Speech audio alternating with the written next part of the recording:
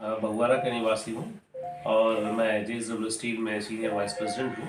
फिलहाल मैं बॉम्बे में था और अभी 2 महीने पहले चेन्नई ट्रांसफ़र हुआ है। मैं पूरा साउथ मार्केट हैंडल करता हूँ। सर उसिया गांव में जहांगीर स्पोर्टिंग क्लब द्वारा राज्य स्तरीय प्रतियोगिता कराई गई है।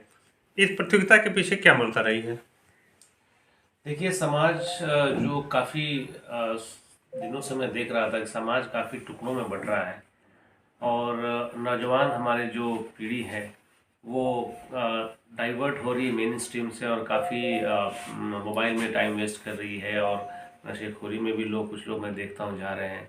तो समाज को जोड़ने का जो एक माध्यम मैंने चुना था वो स्पोर्ट्स के, क्योंकि स्पोर्ट्स और फुटबॉल खासकर इन लोगों के, यहाँ के लोगों के एक खून में बसा हुआ चीज़ है। उसके माध्यम से समाज को जोड़ने का इनिशिएटिव था और यहाँ के लोकल बच्चों को हमको आगे प्रोत्साहित करके उनको स्पोर्ट्स के माध्यम से उनको मेन स्ट्रीम में लाना और स्पोर्ट्स के माध्यम से गवर्नमेंट की जो भी स्कीम्स आ रही हैं उसका फ़ायदा उठाने के लिए, जॉब्स के लिए।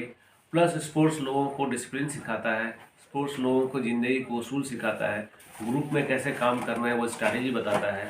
इसके थ्रू मैं चाहता था कि समाज को एक यूनाइट करने का एक जरिया है।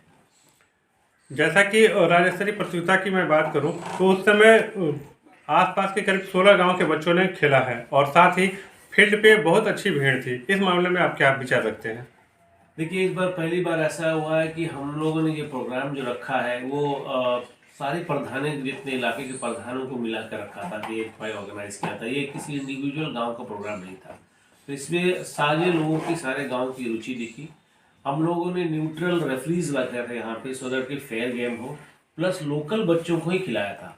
तो लोकल बच्चों को खिलाने से उनके घर वालों को, उनके दोस्तों को, उनका भी एक इंटरेस्ट जगा रहता है।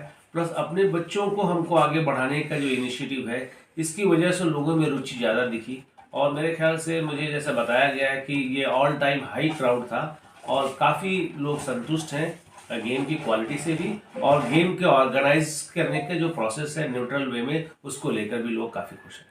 क्या यह उम्मीद किया जा सकता है कि भविष्य में भी ऐसे प्रोग्राम होंगे और बच्चों को आगे बढ़ने का मौका मिलेगा?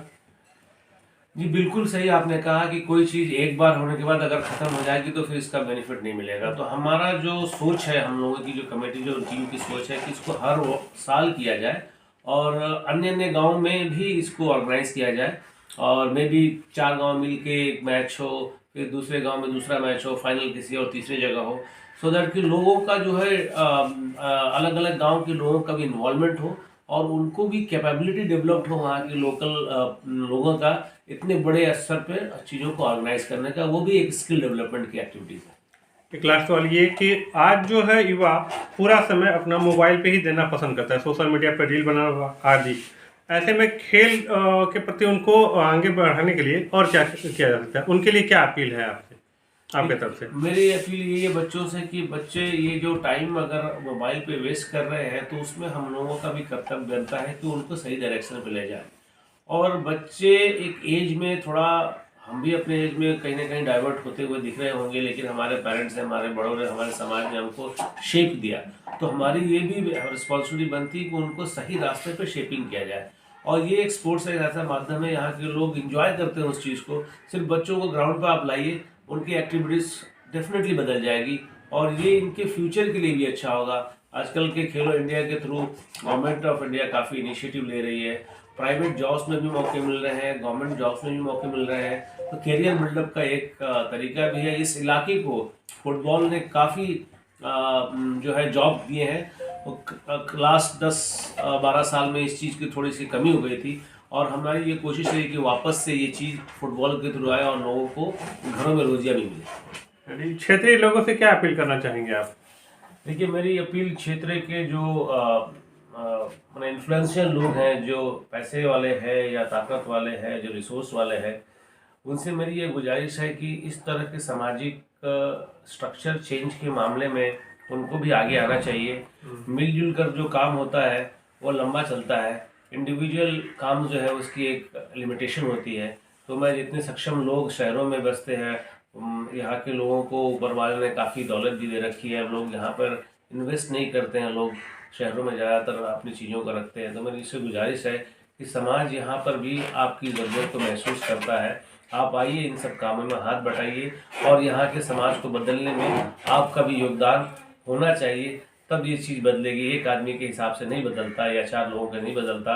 अगर हम आप कुछ नई चीज़ें सीख रहे हैं बाहर, तो ला के यहाँ इम्प्लीमेंट करना चाहिए। इससे हमारे यहाँ के लोकल लोगों को फ़ायदा होगा और इसकी ज़रूरत भी है, मैं समझता हूँ। हर समाज में आप अन्य शहरों में जाइए, गुजरात में जाइए या महाराष्ट्र में जाइए, जितने इन्फ्लुएंशियल लोग हैं अपने अपने इलाके के लिए कंट्रीब्यूशन करते हैं, अलग अलग तरीके से मिलजुल कर करते हैं। शायद हमारे यहाँ पे उस चीज़ की कमी दिख रही है मुझे।